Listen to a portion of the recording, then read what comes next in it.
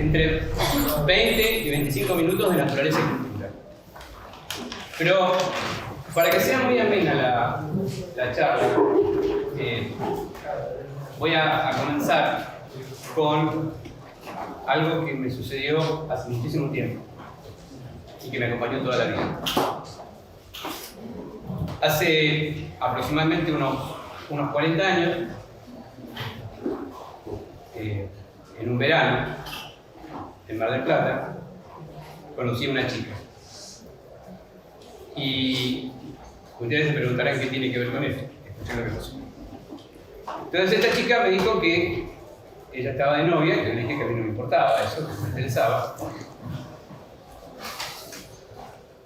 Y bueno, estuvimos conversando, seguimos conversando, hasta que finalmente terminaron las vacaciones.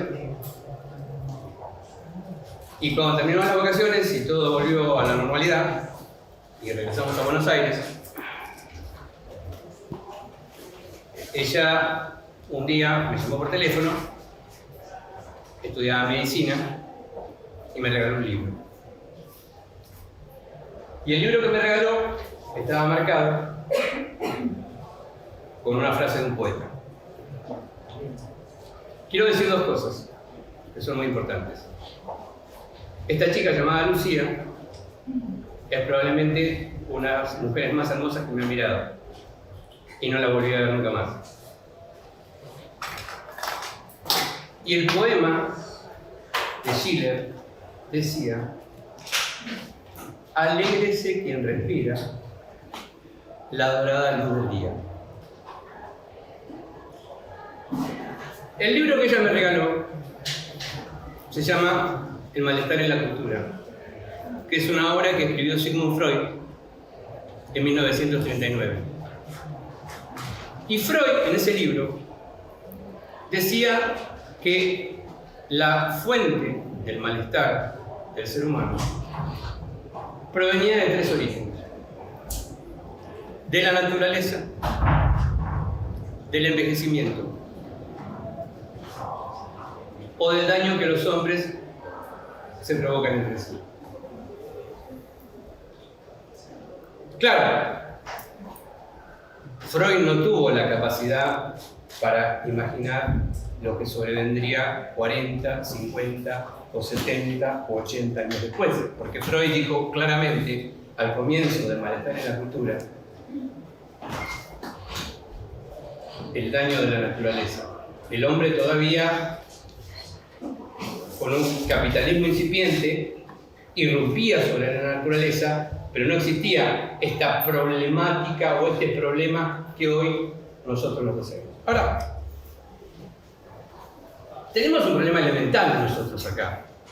¿A qué llamamos naturaleza y a qué llamamos cultura? Y como esto no es un curso de filosofía, no nos vamos a dedicar los últimos 2500 años de la filosofía para distinguir qué es la naturaleza y qué es la cultura. Porque cada filósofo, a lo largo de los 2500 años, se ha ocupado, o los filósofos más importantes, o los filósofos más relevantes en la historia de la filosofía y de la filosofía política, se han ocupado de discernir qué es la naturaleza y qué es la cultura. Hasta algunos filósofos, que ustedes quizás alguna vez lo escucharon, Baruch con B larga, Spinoza, intentó sostener que Dios inmanente era algo parecido o algo semejante a la naturaleza. Quiero decirle que para esto, digamos, si tomamos desde el Génesis, si tomamos de los griegos, si tomamos desde el Génesis, de donde ustedes quieran tomar, vamos a tener todo tipo de explicaciones. En el Génesis, la tierra prometida, en los griegos, los 4 elementos principales. Pero nosotros no nos podemos poner a preguntar sobre eso de qué es la naturaleza y qué es la cultura, porque simplificadamente en un curso de Derecho, nosotros tenemos que, cuando ustedes salen de la facultad, son abogadas y son abogados, y tienen que resolver pleitos, tienen que asesorar a legisladores, van a ser jueces, van a ser juezas, alguno quizá será ministro de la Corte, otro será presidente de la República, no sé, en fin, el destino está abierto. No se van a preguntar qué es la naturaleza y qué es la cultura. Podemos decir algo muy sencillo. entre naturaleza y cultura. Y a mí me gusta decirlo de esta manera. Como no creo en Dios, ustedes saben que no creo en Dios, pero no niego la existencia de Dios. Llamo naturaleza a todo lo que estaba hasta que llegó al ser humano. Y llamo cultura a todo lo que se incorporó a partir de que el ser humano decidió descender de los árboles. Claro, esto es muy simplificado, porque cualquiera de ustedes que haya visitado, por ejemplo, el Museo de Ciencias Naturales en Nueva York, ¿quién estuvo? Bueno, cuando uno sube en el Museo de Ciencias Naturales de Nueva York, es increíble, porque no me acuerdo de memoria, pero según ellos, que tienen todo calculado, esto comenzó hace 13.500 millones de años o 13.800, no 13.999, no, es un número. Comenzó el Big Bang hace 13.500 millones de años. A lo largo de esos miles y miles de millones de años se han producido incontables sucesos de los cuales estamos absortos, porque los seres humanos, los que estamos aquí presentes, solamente conocemos el 2% del universo. Ignoramos el 98% restante. Entonces, con esa franquicia y con ese límite, me permitiría decir, bueno, miren, llamaremos naturaleza a los elementos que son naturales, que estaban antes que llegara el hombre, razonable depredador, y cultura a todo lo que hemos ido produciendo. ¿Desde cuándo hemos ido produciendo? Y también tenemos que ser bastante arbitrarios con esto, porque no hay una fecha exacta. O sea, no hay, digamos, un correo electrónico que diga se descubrió el fuego o el hombre bajó del árbol. No existen ese tipo de noticias. Se presume que el Homo sapiens sapiens, que somos nosotros, se calcula entre 200.000 y 250.000 años, pero no se sabe con exactitud. Inclusive también ahora están hablando de que hubo combinaciones entre diversas etnias del Homo sapiens con otros. Así, en fin, esto es una cuestión de la antropología.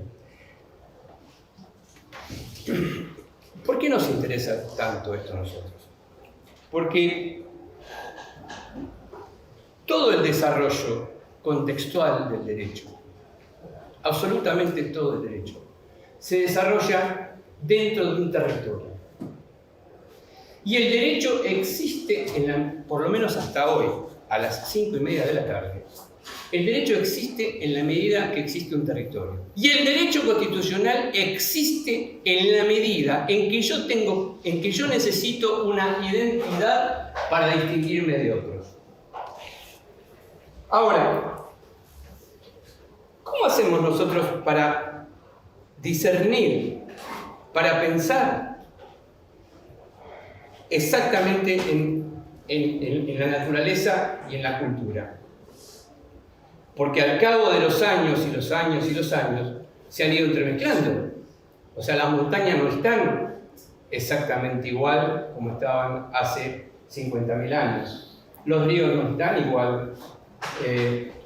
El hombre ha invadido prácticamente todo. Sí sabemos, tenemos muchísima más información sobre el planeta. Hoy disponemos de muchísima más información sobre el planeta de la que se disponía, por ejemplo, en toda la historia de la humanidad. Esto está plenamente comprobado. Cualquier niño de 6 o 7 años u 8 años solamente accionando el celular conoce todos los tipos de medidas, las ciudades, los climas, en fin, una cantidad de cosas.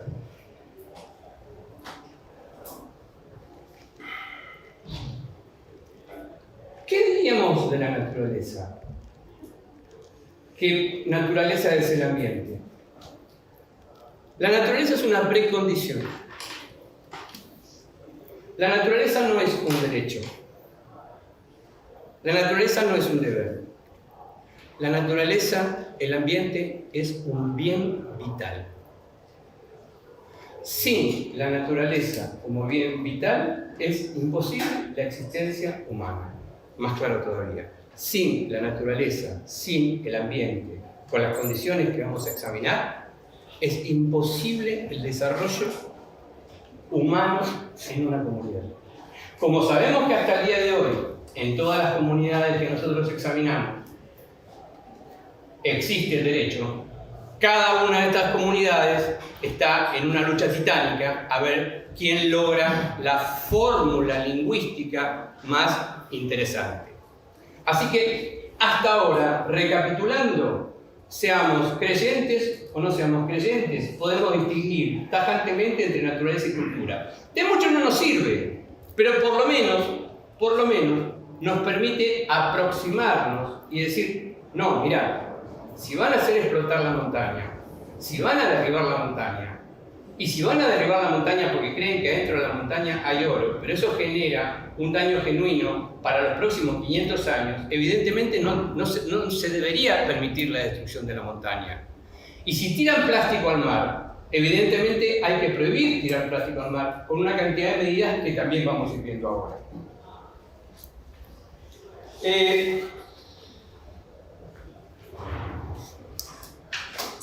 La decisión de llamar al ambiente o a la naturaleza bien vital no es una cuestión menor, porque para ser titular de un derecho,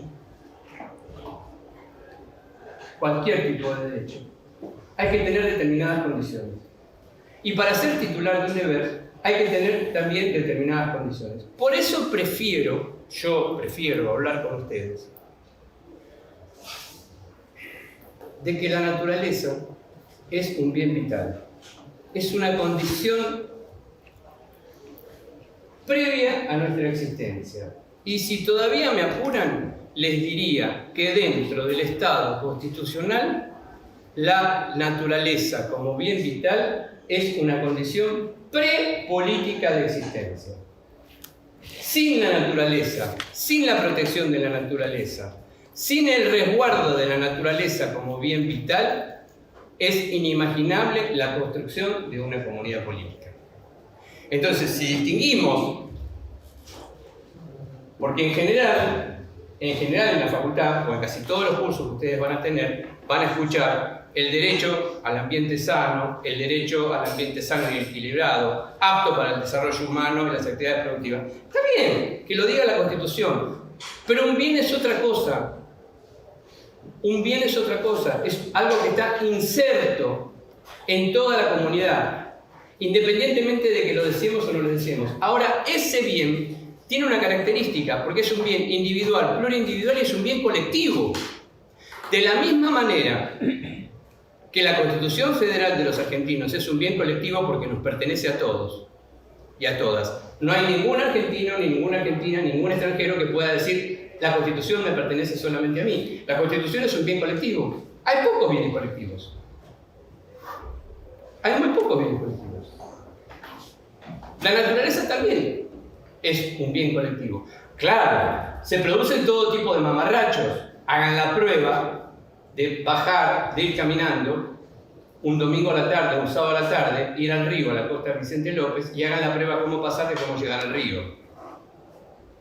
O sea, la idea de bien colectivo ha desaparecido porque ha sido complotada por ideas capitalistas que solamente buscan el lucro. Entonces usted para llegar al río tiene que caminar 17 cuadras y en cambio, si tiene una libre accesibilidad, va a pasar por el medio de un río. Pero esto es otra cuestión. La Constitución Federal de la Argentina ha sido muy generosa en el año 1994. Ha incorporado un artículo muy interesante que es el artículo 41 y probablemente es uno de los artículos más importantes que se ha consagrado en la Constitución Federal. Tiene 4 fragmentos distintos que ustedes los conocerán, pero yo me quiero referir brevemente a algunos de ellos y a qué es lo que significa. El artículo 41 hace juego con el preámbulo. Es el único artículo de la Constitución que hace juego con el preámbulo. Porque cuando el preámbulo habla para nuestra posteridad, el único artículo de la Constitución que vuelve a hablar de la posteridad de los que no están en este momento es precisamente el artículo 41, cuando refuerza y dice: señoras y señores, el bien vital, la naturaleza, el ambiente sano, no solamente lo tienen que cuidar, no solamente tienen que satisfacer las condiciones para las actividades productivas y el desarrollo humano, sino que usa un verbo típico: lo tienen que preservar para las generaciones futuras. Es el único juego que hay en toda la Constitución entre la posteridad y el futuro. Juegan automáticamente el 41 con el preámbulo. Claro, las preguntas abundan y uno se imaginaría si cuando el constituyente dijo ¿qué querrá decir un ambiente sano? Es algo parecido a cuando conversábamos con Germán Vidal Campos y mirábamos los juicios políticos, que la Constitución dice mal desempeño. ¿Qué es mal desempeño? Lo contrario de buen desempeño. ¿Qué es un ambiente? ¿Qué es lo contrario de un ambiente sano? Un ambiente insano. ¿Cómo hacemos nosotros para acercarnos a una noción de ambiente sano? Bueno, hay algunas ideas que están dando vuelta. Y están dando vuelta de manera muy importante. Los seres humanos necesitan una cantidad de metros cuadrados para vivir. Los seres humanos necesitan una cantidad de agua para vivir. Los seres humanos necesitan una cantidad de oxígeno para vivir. Los seres humanos necesitan una cantidad de tiempo de ocio para vivir. Los seres humanos necesitan un tiempo para educarse. O sea, no es solamente el ambiente sano que vengan con un camión pintado de amarillo y que corten los árboles. O que pongan por todos lados redes de color naranja. No es eso. Es algo muchísimo, muchísimo más amplio. A punto tal, que en 25 años la Ciudad Autónoma de Buenos Aires ha reducido en un 50% la cantidad de metros cuadrados necesarios que necesita un ser humano para respirar un ambiente sano. ¿Qué puede suceder en los próximos 25? Les traigo otro ejemplo. Cuando se fundó la Argentina, en 1853, un tercio de la Argentina era pura superficie boscosa. Un tercio de la Argentina eran bosques. En el año 2019 hemos derribado más del 85% de esa superficie boscosa. O sea, prácticamente 3 o 4 provincias de la Argentina eran bosques.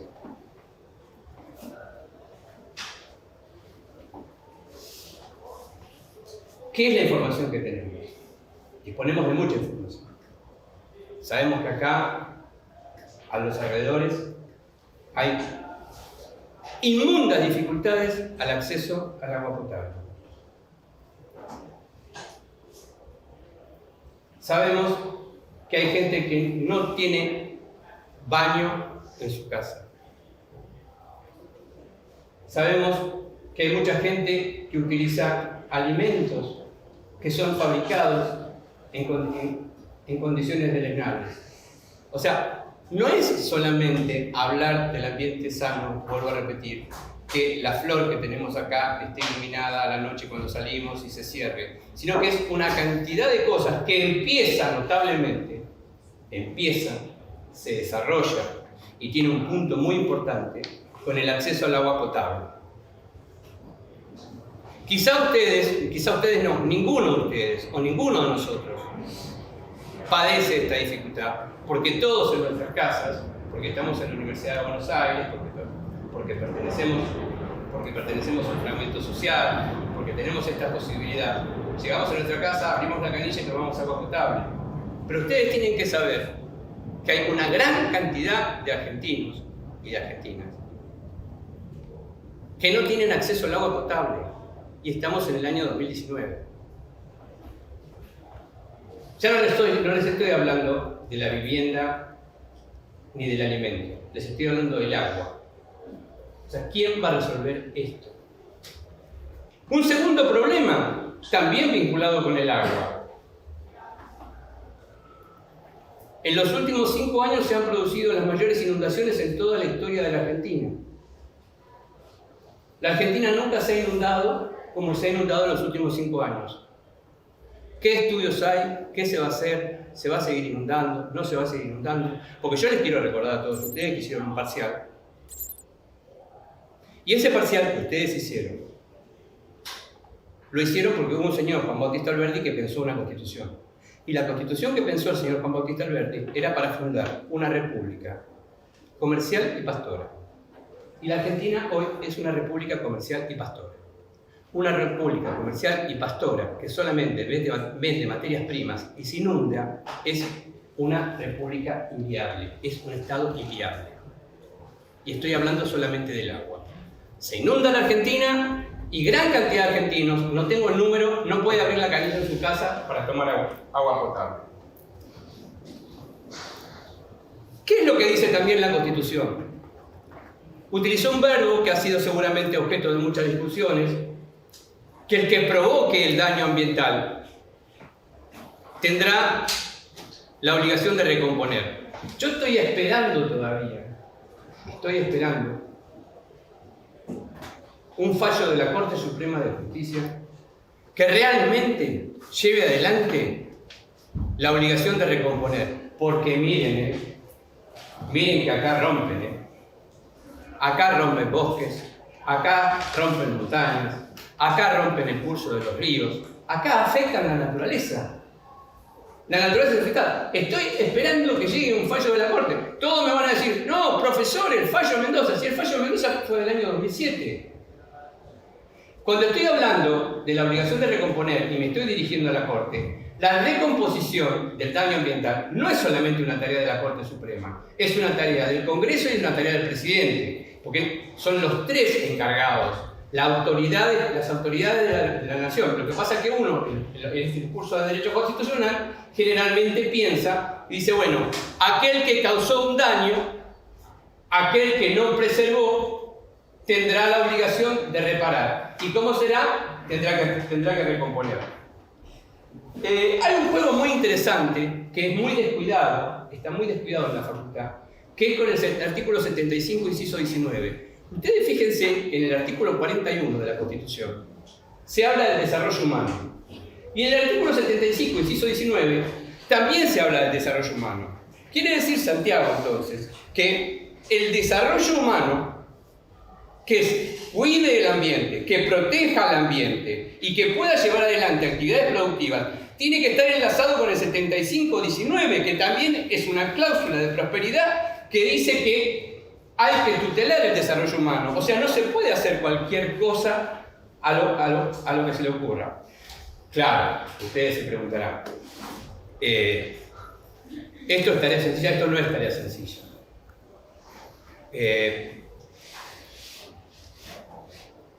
Como diría Juan Manuel Serrat, ayúdenme, pero no me acuerdo bien de memoria, ¿no? Pero el mundo está conducido por un par de locos sin carnet, una cosa así era, ¿no? Más o menos dice. Es así la canción de Serrat, ¿no? Dice así. Ahora la voy a buscar. Locos hay varios.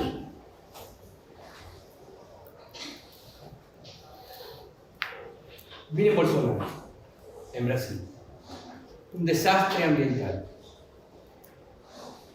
Brasil es probablemente uno de los países mayormente bendecidos por la naturaleza y está conducido por un ser que no está en pleno uso de sus facultades mentales, que no tiene capacidad para pensar no el futuro ambiental, no tiene capacidad para pensar el presente. Hagan unos kilómetros más al norte y se van a encontrar con otro ser tan demente, que tampoco está en pleno uso de sus facultades mentales. Me refiero al presidente de Estados Unidos. Y si se toman otro avión y se van a la China no les interesa absolutamente nada la contaminación ambiental. Bienvenidos a la contaminación ambiental, bienvenidos al calentamiento global, bienvenidos a todo esto, que esto no lo paga nadie. ¿Ustedes creen que esto lo van a parar Bolsonaro, Trump y los chinos? los principales contaminadores del mundo son los chinos y los norteamericanos. Cuando Macron lo llama por teléfono, se le ríen a Macron. Ustedes saben lo que pasó con el problema de Macron. Es increíble lo que pasó con Macron. No lo hubiera votado a Macron, pero les quiero contar lo que pasó en Francia. ¿Ustedes saben cómo es lo de los chalecos amarillos? ¿Lo conocen el asunto? ¿Por qué? El tema de los chalecos amarillos es porque Macron quiere la reducción del uso de combustible por la contaminación ambiental. Y la gente dice, no, yo tengo que ir a trabajar, tengo que usar el auto y tengo que estar usando combustible. Entonces me pongo un chaleco amarillo y salgo a protestar en la calle de París. Situaciones que nosotros vemos acá, que son insólitas, que son inimaginables. O sea, el retraso horario que tenemos en el cuidado de la naturaleza. No voy muy lejos, en Madrid todos los taxis son eléctricos. Y acá seguimos vendiendo y contaminamos y se contamina de todas maneras. Hay un escritor italiano que se llama Alessandro Barico. Con esto voy cerrando. Alessandro Barico habla que estamos en medio de una revolución tecnológica producida por el pensamiento humano y que estamos en el marco de una humanidad creciente. A mí me gusta leerlo a Barico y escucharlo a Barico cuando dice que estamos en el marco de una humanidad creciente. Pero sinceramente, me da mucha congoja y me lleva a una suerte de pesimismo antropológico. Porque día tras día, lo único que escucho, lo único que veo, lo único que compruebo, es todo lo contrario de proteger un ambiente sano, equilibrado, apto para el desarrollo humano que satisfaga las actividades productivas y lo preserve para las generaciones futuras. Esta es mi preocupación. Por eso quiero compartir con ustedes la idea de bien vital. Abandonemos la noción de derecho, porque si hablamos de derecho al ambiente vamos a empezar a discutir de quién es titular. Y sin la naturaleza nosotros no podemos vivir, porque formamos parte de la naturaleza. Si me escuchara algún profesor de mi cátedra va a decir cuando escuchen este video que soy un naturalista. Bueno. Formamos parte de la naturaleza. Todos formamos parte de la naturaleza. De la misma manera que todo lo que nace perecerá, le dice Mefisto al doctor Fausto. Para que sea inspirador, entonces, y para terminar con lo que comencé. Tenemos que pensar mucho en esto. Tienen una responsabilidad enorme como ciudadanas y como ciudadanos para desarrollar la idea del bien vital existencial. Sin bien vital existencial va a ser imposible un desarrollo genuino, equilibrado y apto. Y esa frase, y con esto termino, que me regalaron hace 41 años, caerá en saco roto, porque cuando Schiller la escribió, en 1791, alégrase quien respira la dorada luz del día. Yo quisiera saber quién puede hacer eso en Pekín, quién puede hacer eso en el DF, donde los índices de contaminación son terribles. Con esto termino, redondeo, espero haberlos persuadido y conmovido a cada uno de ustedes en relación a la naturaleza como bien vital. Defiendan a la naturaleza. No dejen que les hablen de los derechos de la naturaleza. Está bien lo que hizo la Constitución de Ecuador. La Constitución de Ecuador nos habla de la Pachamama, de la Madre Tierra, pero es otra ficción. Es otra ficción. De la misma manera que la FOR es una persona jurídica, es una ficción. ¿Por qué existe la FOR? ¿Por qué existen las multinacionales? Porque son ficciones, porque el derecho inventó ficciones. Inventó la persona jurídica. Entonces, como había que proteger a la naturaleza, ahora inventamos los derechos de la naturaleza. No hay derecho de la naturaleza. La naturaleza es un bien vital. Y las multinacionales lo que hacen, como no necesitan hoy un territorio, llevan a cabo sus políticas en cualquier lugar donde más les interesa y donde más pueden contaminar. Porque si total ellos no viven ahí. Ellos no van a vivir ahí. No se van a desarrollar ahí. Ellos van a poner una cantidad de dinero y esa cantidad de dinero se les va a multiplicar de determinada manera y se va a transferir a las cuentas matrices. Esta es la novedad de hoy. Este es el nuevo modelo que hay. Se terminó el modelo del siglo XX. El modelo del siglo XXI son potencias con territorio y potencias sin territorio. Hay grandes compañías mundiales. Muchos de ustedes, todos ustedes, los que están acá, tienen celulares.